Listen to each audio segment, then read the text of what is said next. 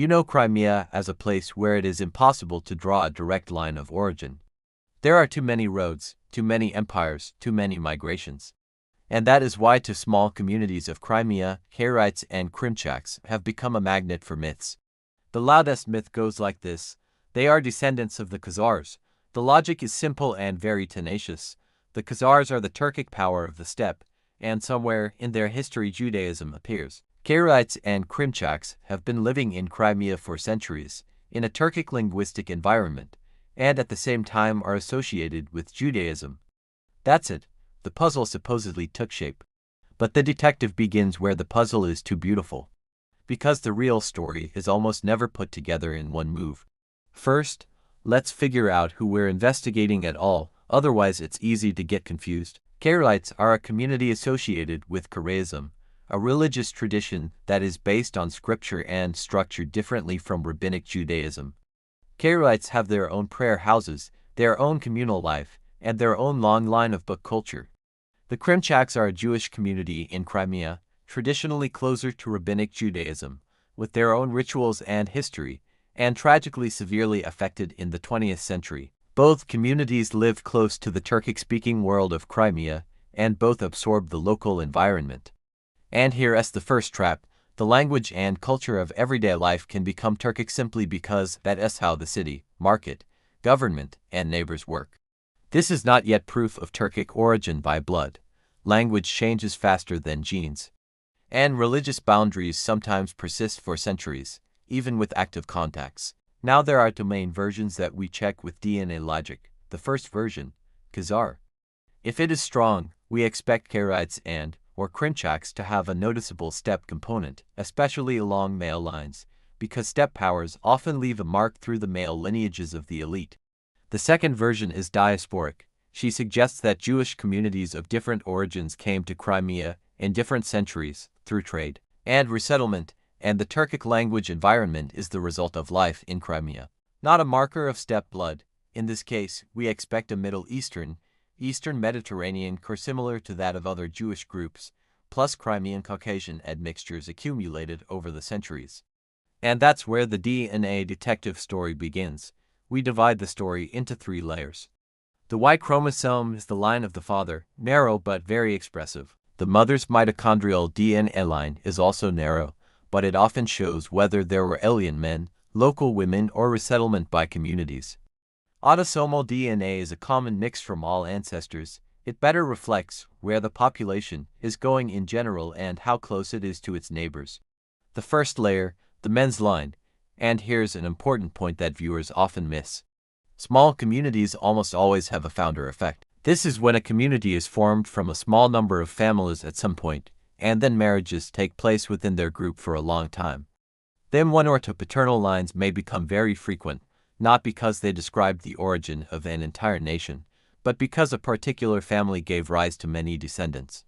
This means that it is easy to get a beautiful sensation on the Y chromosome and just as easy to make a mistake. If you see the dominance of one lineage in a small group, this is primarily a reason to ask, is this an ancient mass stratum or just the demography of several genera?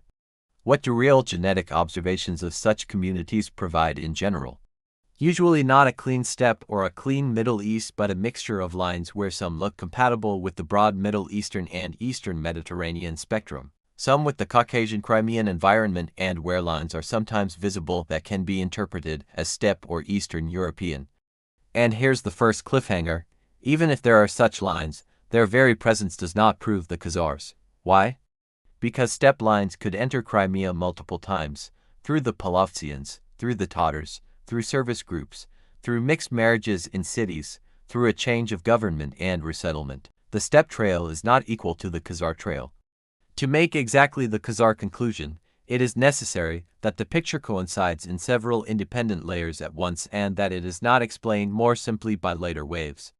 The second layer, the women's line, here we check the scenario of the warriors came and married the locals against the scenario of the community was resettled and reproduced as a community. If we had a mostly male migration of the Judaism steppe group, we would expect a strong local spectrum along mitochondrial lines, many lines typical of the surrounding population of Crimea and the Caucasus, because women would be taken locally. If these are diasporic communities, they usually retain a significant proportion of the lines common among other Jewish groups in the Eastern Mediterranean and the Middle East, while local lines also appear, but do not completely rewrite the profile. And here's the second cliffhanger. Among the Karaites and Krymchaks, the female painting also does not turn into a simple print "we are from the steppe." More often, it looks like a mixture compatible with the diasporic core plus a long life in a region where local impurities are inevitable. Again, this is not a verdict on the Khazars or a verdict on a myth, but an indication of a complex formation. The third layer, autosomal DNA, common.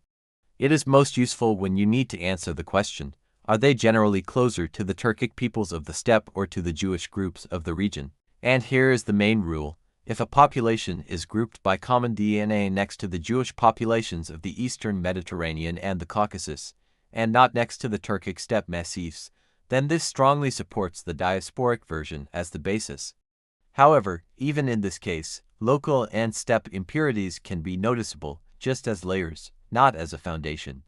Now let's put it together into a reconstruction, like in a good investigation. The most plausible model for such Crimean communities is not one mysterious empire gave birth to everything, but a multi-stage story.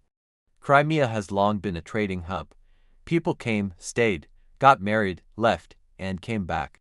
Jewish communities could be strengthened and renewed by migrations from different directions, from Byzantium, the Caucasus, the Ottoman world, and the Eastern Mediterranean. At the same time, life among Turkic-speaking neighbors naturally Turkified everyday speech, urban habits, part of the vocabulary, and sometimes even family surnames. And then communal boundaries came into play. Religion and the internal rules of marriage held the core, but it was not completely hermetic. That's why genetics sees the layers. And now, an honest answer to the question for which everyone came. Is it possible to prove with a DNA test that Karaites or Krymchaks are descendants of the Khazars? In this form, as they like it on the internet, it is usually impossible. Because the Khazars are not a single genetic line, but a multi-ethnic environment. Even if some of the Khazars did convert to Judaism, this does not mean that all Karaites and Krymchaks should be their direct descendants. And even if there were people from the Khazar environment among the ancestors of some of them, genetically it will look like one of the steppe strata, which is difficult to distinguish from later steppe waves without very accurate data and large samples. DNA in such an investigation often answers not yes, no, but what is the base and what is the admixture? And here is the key conclusion that makes the history of Karaites and Krymchaks really strong. Their mystery is not which one nation was their ancestor, but how small communities survive at the crossroads of empires. Karaites were able to maintain a separate religious identity and communal form, living in an environment that changed their language and way of life. The Krymchaks preserved their religious tradition and community ties, and then survived the catastrophes of the 20th century, which destroyed people faster than any ancient migration. And if you look at it as a detective story, then the main villain and the main hero are one and the same, the crossroads. He brought new influences and created layers in the genome, but he also provided a niche for survival through craft, trade, education, and internal organization. And here's the last hook that takes us back to the beginning. Why does the myth of the Khazars cling so much to these communities? Because it's convenient. He promises a simple story instead of a complicated one. It turns a multi-layered reality into a single label. Genetics, on the contrary, stubbornly brings us back to reality. Small nations are rarely a monolith, but they are almost always an archive. The Karaites and Krymchaks have an archive recorded in layers: the diasporic core, the Crimean environment, steppe admixtures, the founder effect, and centuries-old communal filtration. This does not destroy their uniqueness. On the contrary, it explains why it arose in the first place.